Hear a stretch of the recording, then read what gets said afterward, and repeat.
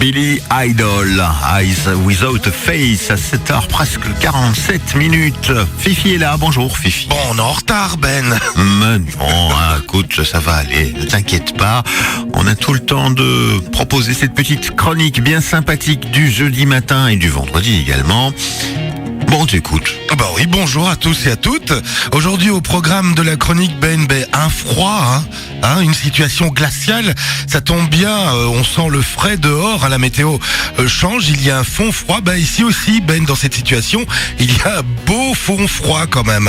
Au programme Ben, une miss, mais une miss particulière, très particulière, pas une miss de beauté, loin de là Ben, mais une laideur d'esprit et d'intérieur quand même, ça existe, et c'est le Gavroche au bandanas rouge, un foulard fétiche du chanteur, symbole d'insoumission à l'ordre bourgeois, qui nous le démontrera dans un de ses morceaux, l'un de ses plus populaires de sa carrière. Mais de qui je parle, Ben?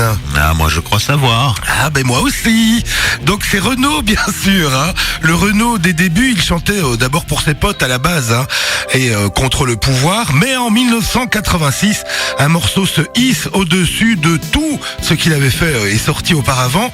Une chanson qui est une ode aux femmes, à l'exception express d'une seule femme, Ben. C'est Margaret Thatcher, Ce titre répertorie les pires actes de l'humanité, et il souligne l'absence des femmes dans ces bains de sang, un hymne à la femme qui fera beaucoup de bruit. Renaud y exprime son dégoût de la violence des hommes, bien sûr, de la bombe atomique, des génocides, et dans ses paroles, pas une femme n'est assez minable pour astiquer un revolver, à part bien sûr Ben, Madame Thatcher. Madame Thatcher, bien sûr. Ce n'est pas une chanson, mais c'est un coup de poing, Ben, que Renaud avait lancé aux oreilles de Margaret Thatcher, intitulé Miss Maggie, extrait de l'album Mistral gagnant. Cette chanson est une charge menée sur la très belle mélodie écrite par le fameux Titi. Si on suit bien la carrière de notre ami Renaud, Titi, c'est Jean-Pierre Bucolo. Et puis Margaret Thatcher, Miss Maggie, c'est un contexte, Ben, il faut le rappeler quand même. C'est un morceau qui a été écrit après les drames du Heysel, d'abord, qui s'était déroulé au stade bruxellois lors de la finale de la Coupe d'Europe de football, qui opposait les Anglais aux Italiens. En attendant le début du match, certains supporters crétins, hooligans, déchaînés par la finale, avaient créé une immense bousculade, et cette bousculade quand même avait étouffé et écrasé 39 personnes, dont ils sont décédés d'ailleurs, et plus de 600 blessés. Et puis en Angleterre, une dame au pouvoir, cette fameuse Margaret Thatcher, une dame de fer comme on la surnomme, est rigide, intransigeante sur la politique ultra conservatrice et ultra libérale, faite d'enchaînements de privatisation et de réduction de dépenses publiques en politique intérieure. Elle remporte un bras de fer d'ailleurs, engagé avec et l'appui des syndicats quand même, après l'échec de la grande grève des mineurs en 1985. Une violence de la rue, mais aussi celle de la société anglaise, thatchérisée au mépris de la Grande-Bretagne d'en bas. Enfin bref, en 1986, c'est un peu le bordel en Angleterre, Ben.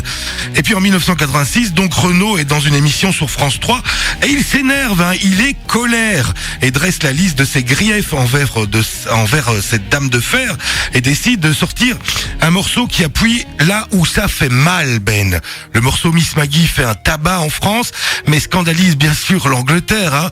Cela amène et provoque même un mini incident diplomatique entre les deux rives de la Manche à l'époque, et un Mitterrand quand même un peu gêné d'ailleurs, quand il rencontre la dame de fer. La première note d'introduction que vous entendez du morceau reprennent même les 4e et 5e motifs du carillon de Westminster quand même, Ben.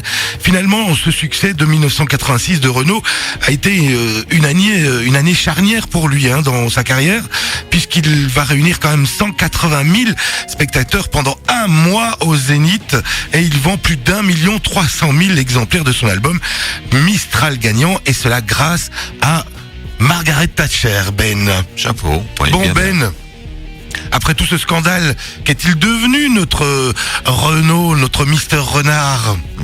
Il a continué sa carrière de ci de là. Difficilement, entre deux bouteilles.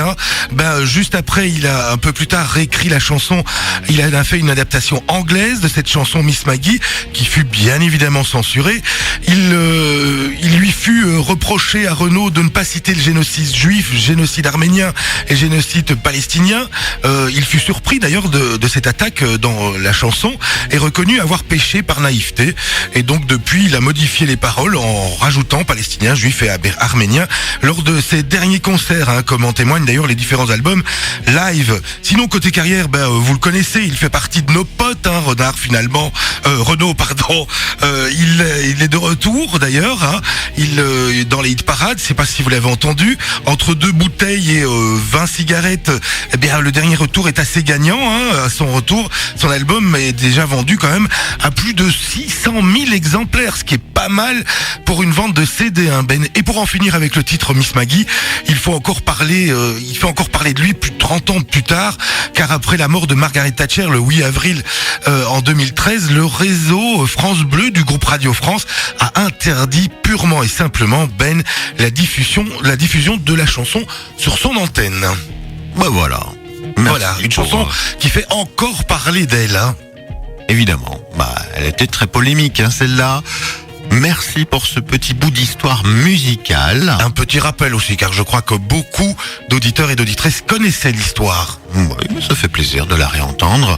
Rendez-vous tout à l'heure entre 16h et 18h évidemment pour l'Afterwork sur Buzz Radio, et puis demain matin. Voilà, vers 7h40, 45.